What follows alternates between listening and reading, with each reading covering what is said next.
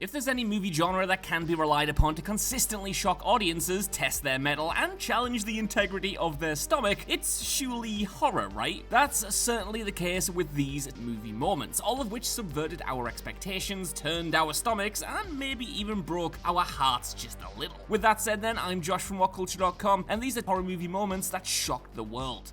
Dewey dies, Scream. Despite Sydney, Gale, and Dewey being a rare trio of OG horror movie protagonists who've all managed to survive each successive installment, the fifth movie injected some unpredictability back into the formula by killing off fan favorite Dewey. This time around, Dewey is now divorced from Gale and living out of a trailer when he's called in to help the new band of heroes bring down the latest Ghostface killer. This culminates in Dewey being gutted by one of the two killers at the end of the second act, a profoundly shocking and upsetting moment for fans who've rooted for the character for over 25 years. It was admittedly frustrating seeing Dewey effectively killed by his own stupidity though. I mean, he doesn't confirm the kill when he has Ghostface out for the count and then goes back to rectify the mistake only to be distracted by a phone call which gives Ghostface a window to strike. Even so, Dewey's death landed with a rare gravity and emotional impact for the genre, subverting the expectation that Scream's three leads were basically safe characters. Steve preps a human leg. Fresh. Though the marketing for black comedy Fresh made it clear that something wasn't right with Noah's new boyfriend Steve, it held back from revealing precisely what. The first act of the movie then sees the two getting to know one another, with Noah seemingly finding the charming, gorgeous Steve an irresistible, improbable catch. She's then, though, drugged and awakens chained up, where Steve explains that he's actually a butcher of human flesh and will be harvesting her for meat to sell to his high-paying clients before eventually just killing her. Hearing Steve describe this process is one thing, but the very next scene shows him going about his business as he dances around his kitchen with a freshly severed human leg from one of his other prisoners. Steve then lovingly cuts, tenderizes, and packages it for his clients. Beyond the sheer shock value of seeing Bucky freaking Barnes chopping up a leg, the scene is staged with all the pep of a wholesome cooking scene, and even scored like one no less. While almost as darkly hilarious as it is completely messed up, the messed up part definitely still wins out. Melody gets decapitated. Texas Chainsaw Massacre. Netflix's Texas Chainsaw Massacre movie proved relatively divisive with fans, but it certainly went out with quite the bang, serving up an extremely gnarly final kill in its closing moments. At movie's end, it appears that sisters Lila and Melody have managed to kill or at least incapacitate Leatherface by knocking him into a pool of water. But as they escape, he actually comes back for one more scare. As they start driving away from the abandoned Texan town of Harlow, one of the car's windows is smashed in by Leatherface, who then grabs Melody and rips her out of the car. Leela then can only watch in abject horror as Leatherface revs up his chainsaw and slices through Melody's neck, cleanly cutting her head off. While most filmmakers would cut away from this moment, director David Blue Garcia instead lingers on the horrifying bodily destruction on display, confirming that as not great as much of the movie is, it at least committed to being refreshingly nasty where its kills were concerned. Pearl and Howard have sex with Maxine under the bed. X.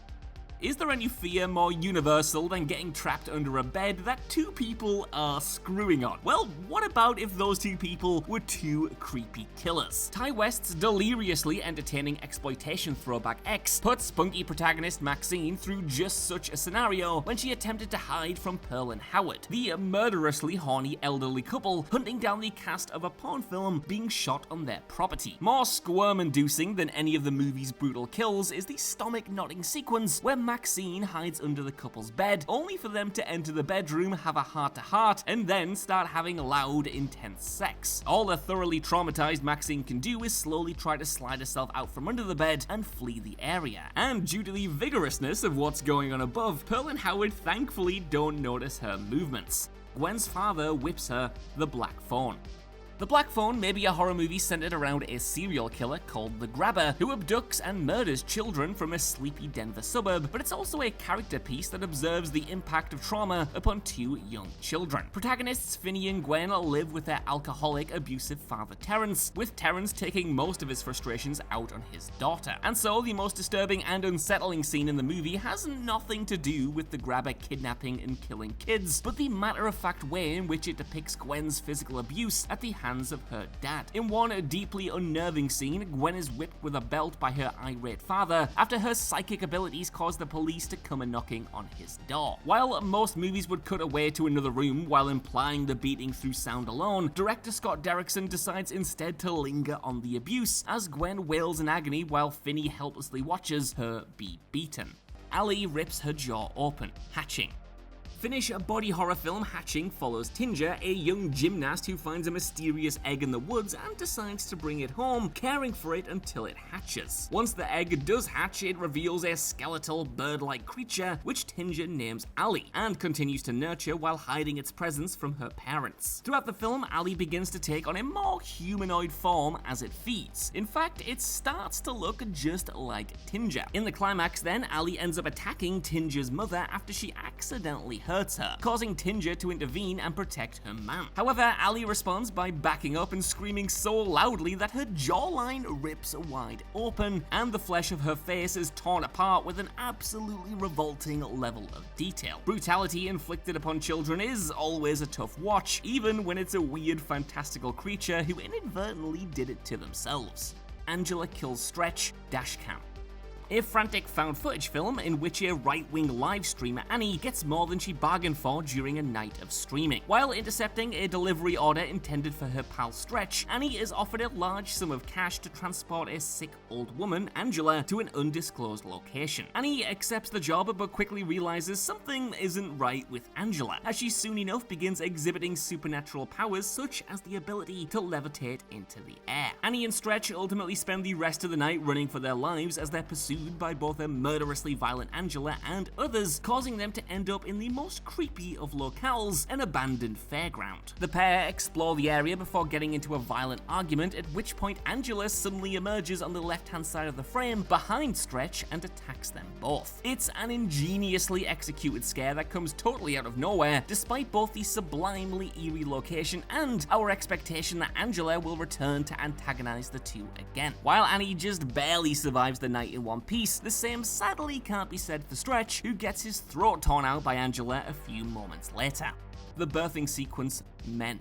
The film follows Harper, a recently bereaved woman who travels to a remote countryside manor for a holiday, only to find herself antagonized by a group of men who all resemble the same person. In the insane climax, a naked man she's been stalked by throughout the film returns, now bearing a resemblance to the folkloric figure the Green Man, representative of rebirth. Fittingly, the man's stomach then suddenly swells as he violently gives birth to a young boy who Harper encountered earlier. Again, a boy with actor Rory Kinnear's face. The boy then gives birth himself to a vicar Harper met before the vicar then births Harper's landlord Jeffrey, and finally Jeffrey births her dead husband James. While there are many readings audiences could take away from this jaw-dropping ending, the 4-part birthing cycle is surely supposed to be representative of the cyclical nature of abuse and how misogyny is passed down to men across generations. For many, it's the scene that caused the movie to jump the shark, while for others, it's cemented Men as a daring, bona fide horror masterpiece.